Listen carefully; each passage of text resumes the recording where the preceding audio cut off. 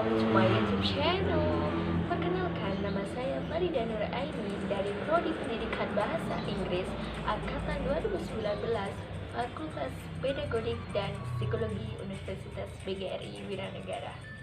Di video kali ini, saya akan menemani teman-teman semua untuk menjelaskan mengenai materi manusia, nilai, moral, dan hukum pada mata kuliah Pendidikan Sosial Budaya.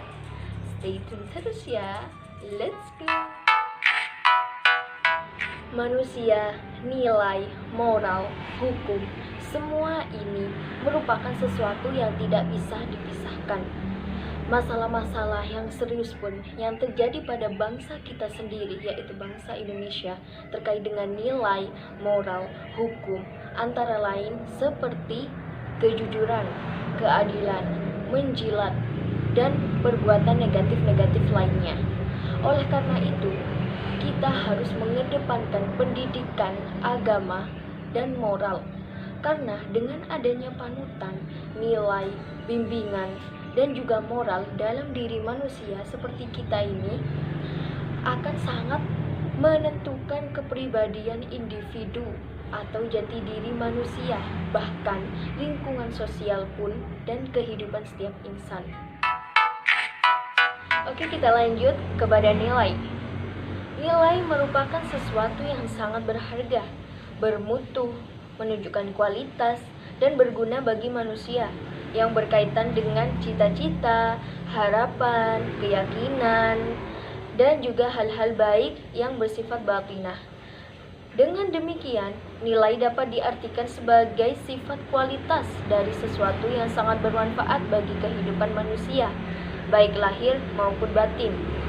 Nah, sesuatu itu dapat dikatakan bernilai apabila sesuatu itu memiliki sifat, yakni menyenangkan, berguna, memuaskan, menarik, keyakinan, dan juga menguntungkan.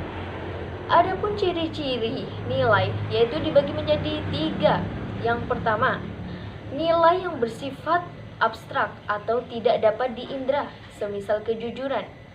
Dan untuk yang kedua, yaitu nilai yang memiliki sifat normatif atau nilai yang diwujudkan dalam bentuk norma, seperti nilai keadilan. Dan untuk yang ketiga, nilai yang berfungsi sebagai motivator dan manusia sebagai pendukung nilai, semisal nilai ketakwaan.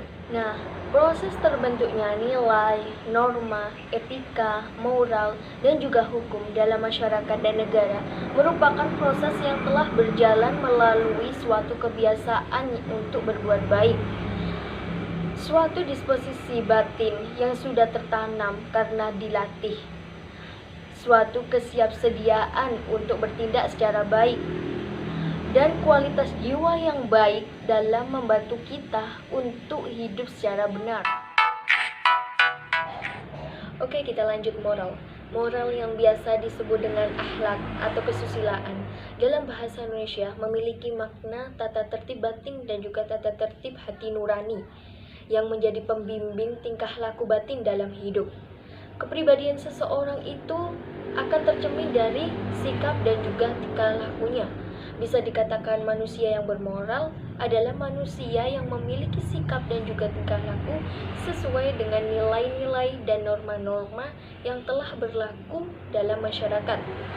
Nah, nilai moral berhubungan dengan perilaku manusia, baik ataupun buruknya. Nah, jenis-jenis moral ini dibagi menjadi 2 macam, yaitu moral deskriptif dan juga moral normatif. Nah, di sini saya akan menjelaskan apa sih moral deskriptif, apa sih moral normatif.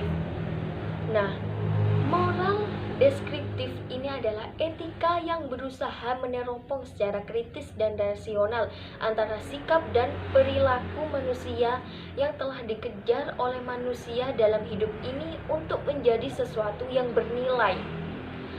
Adapun moral normatif ini adalah etika yang berusaha menetapkan berbagai sikap dan pola perilaku ideal yang seharusnya dimiliki oleh manusia.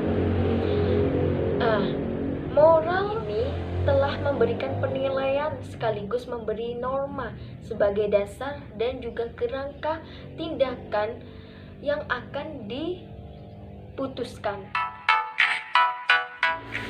Oke, kita lanjut hukum. Hukum dalam masyarakat dapat diartikan sebagai tuntutan.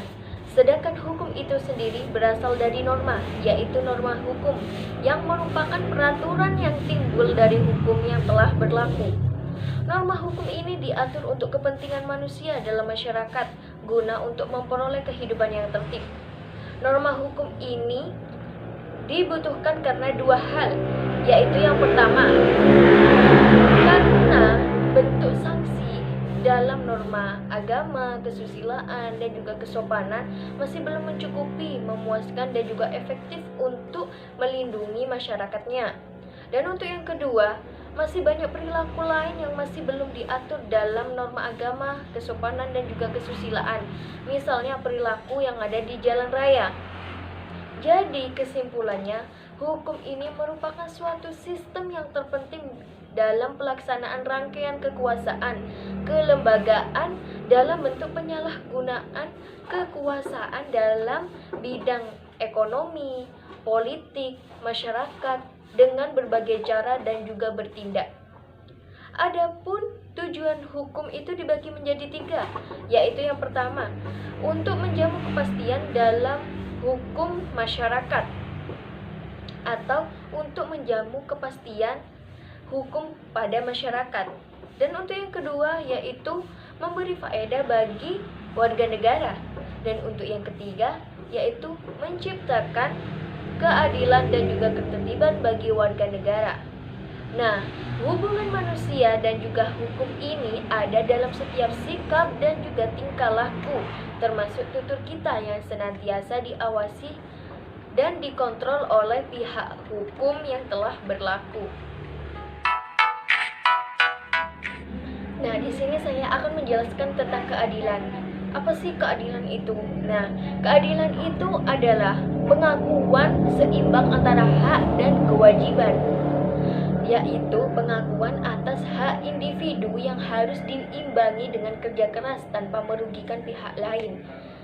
Sebab orang lain itu juga memiliki hak hidup yang sama seperti kita. Karena prinsip keadilan itu terletak pada keseimbangan atau keharmonisan antara menuntut hak dan menjalankan kewajiban, maka jika ada tindakan-tindakan yang menuntut hak dan lupa pada kewajiban itu dinamakan dengan pemerasan. Adapun ciri-ciri keadilan itu dibagi menjadi 5. Yang pertama, tidak memihak, sama hak, sah menurut hukum, layak dan wajar. Dan yang kelima yaitu enak secara moral maksudnya. Jadi saya bisa menyimpulkan bahwa keadilan itu dibagi menjadi 3, yaitu yang pertama, kesadaran adanya hak yang sama bagi setiap warga negara. Dan yang kedua yaitu kesadaran adanya kewajiban yang sama bagi setiap warga negara. Dan yang ketiga yaitu hak dan kewajiban untuk menciptakan kesejahteraan dan kemakmuran yang merata.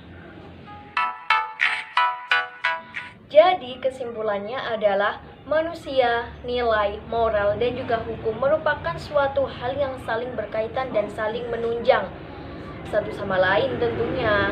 Maka dari itu, tugas kita sebagai warga negara perlu mempelajari, menghayati, tentunya dengan apa? Melaksanakannya dengan ikhlas mengenai nilai, moral, dan juga hukum, agar terjadi kelarasan dan keharmonisan kehidupan. Sekian, wassalamualaikum warahmatullahi wabarakatuh.